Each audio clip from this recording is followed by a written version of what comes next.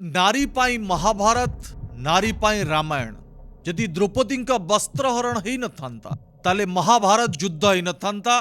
एवं कुरुवंशर निपात हो न था जदि माता सीता को रावण अपहरण कर न था ताले रावण विनाश हो न था एक आपण जानी आज बिजु जनता दल रे एभली एक महाभारत हवापाई जाउछि जो महाभारत मुख्य भूमिकार अछंती